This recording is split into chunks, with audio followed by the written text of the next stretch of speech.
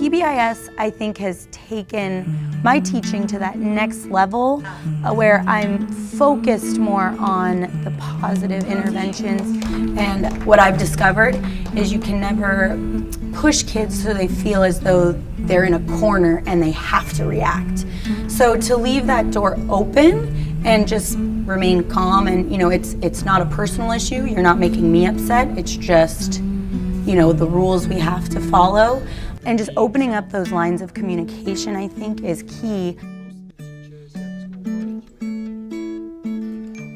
I want to know at least a few things right off the bat about them. Very specific things. Tell me what's your favorite movie? What's something that you did over the summer? You'll find that even that question alone opens a lot of doors.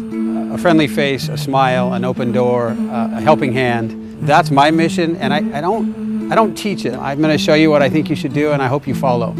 He was born that way. What can he do about it, right? It's kind of like being laughed at if you have a nose. I point out when kids are being positive with each other as opposed to always picking on what they're doing wrong. He's basically telling Firefly that he wants to get bullied. I love that Mikhail actually provides evidence from the text. I do a lot of cooperative groupings. I want them to feel like and empower them to know that they can depend on one another. And with that, their relationship and bond with each other has dramatically improved since the first day of school. And I think that has built a camaraderie within our classroom. Okay, before you do that, double check. 6 minus 2. 4. All right. Way to go, Taylor. So we have Kip Card, which we all carry on us for positive reinforcement. It's knowledge is power, Kip Cards. We have a lot of students that like to help us do things without us asking. They take the initiative. Miss Audrey, can I do this? Can I help you with this? They always take the initiative. We try to recognize them because we don't have to keep asking them, okay, be quiet, line up. They're already doing it to show their classmate, how it's done. We go over to them and say, thank you for following the rules, and we fill out a Kip card. The relationships that students have with the adults in the educational setting is huge. They have to feel like they're a part and recognized by teachers and staff as being contributing members of society regardless of their socioeconomic status, their race, their ethnicity, or their personal beliefs. Our students are definitely coming with different types of skill sets. And so the expectation in the past was you need to come in with these skill sets, and if you don't, you're kind of left behind.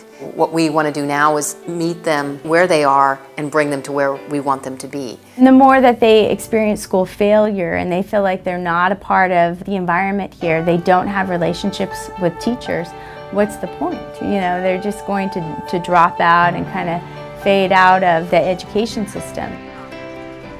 I just love coming to the school because I feel like I can be me and my friends can be them and they don't get picked on for it. Say cliques or the us against them mentality comes from students not feeling like they have a voice on their campus. We ask our students' opinions a lot, and again, whether or not they feel like we listen or change things because of what they say, they at least feel like they have the right to say something or to voice their opinion.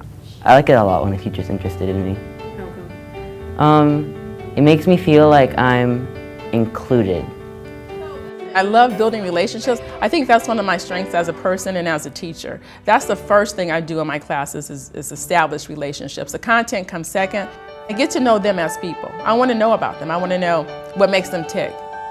I want to know what inspires them. The environment here is all about doing good in school and trying to be as good as a person as you can be. That it's kind of shaped me to be the best person I can be. I can honestly say that I am happy with who I am, and I think that being here at Pleasant Grove has contributed a lot to that.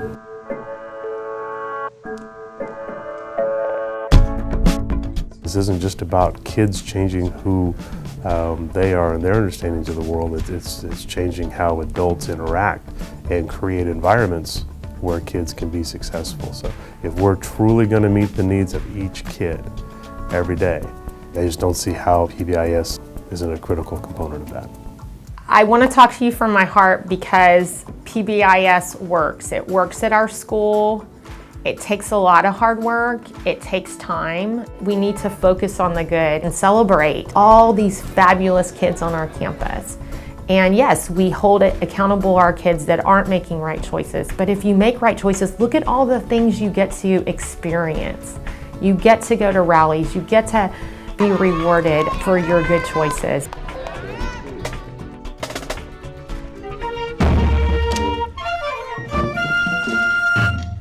And I think that's just a life lesson, that your choices decide your future.